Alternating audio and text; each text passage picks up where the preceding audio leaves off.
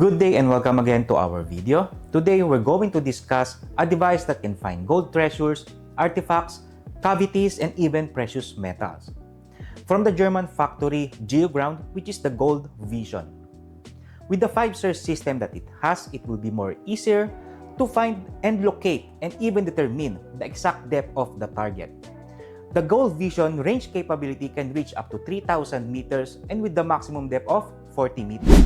The available search modes in Gold Vision are the 3D ground scan, long range, free mode, smart depth, ionic, and the bionic search system. And we have the settings here.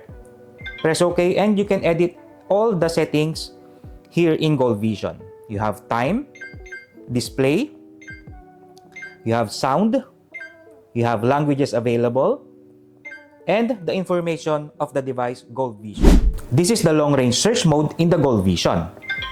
So we have targets available here, like the bronze, cavity, copper, diamond, gemstones, gold ore, gold treasure, gold veins, iron, platinum, and the silver. So for example, you want to search for gold treasure. So it will only locate the gold treasure, or it will not locate any or other types of targets. So we have type of soil, high mineral, low mineral, normal, rocky, sand, stony, and wet. So for the distance, this is the range capability of the Gold Vision.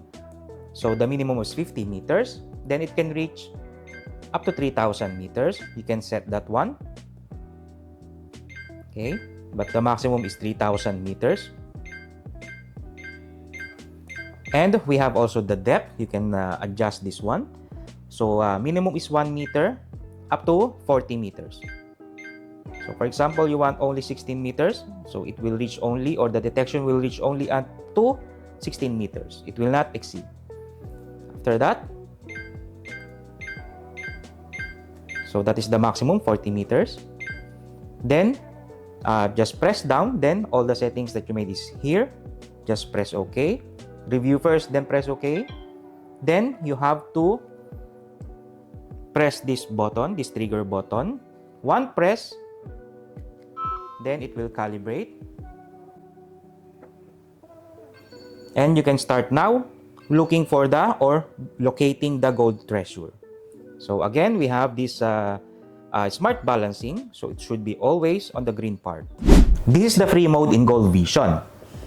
So free mode is like a long-range search mode in Gold Vision, but the difference is you will select a specific frequency of the target.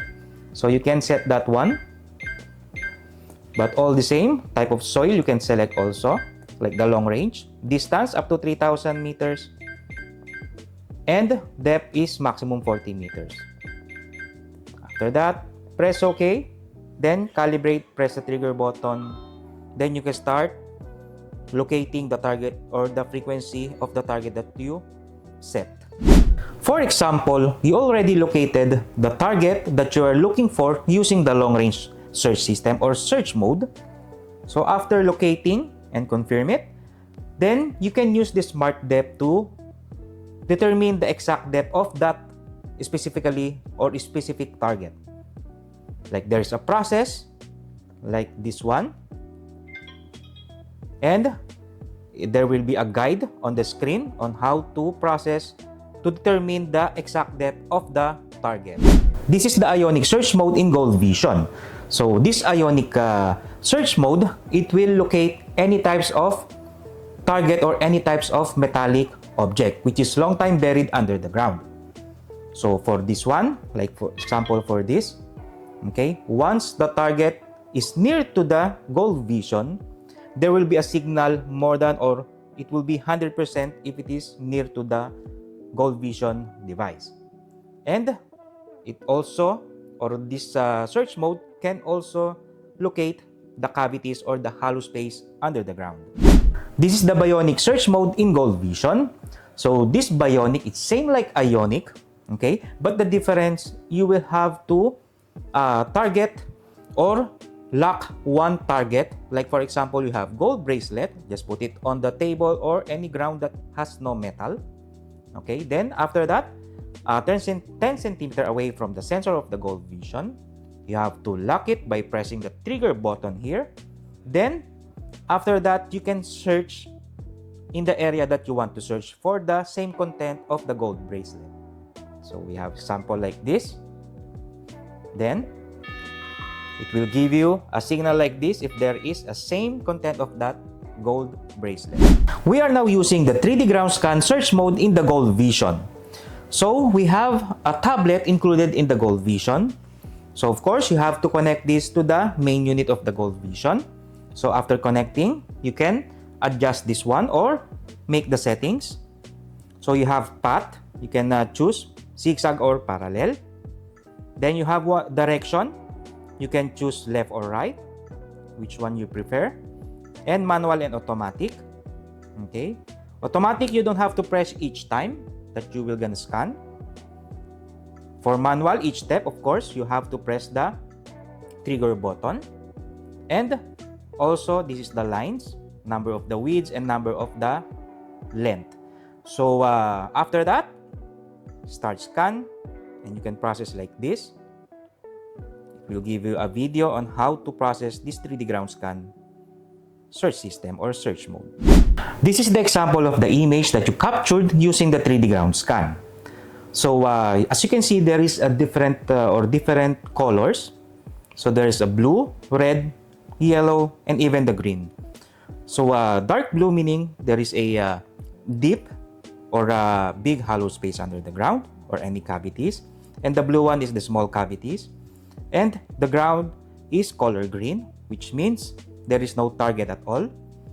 And the yellow one is this is the ionic content or the chemical that is surrounding this metallic object, which is the red one. The red one is the metallic object under the ground.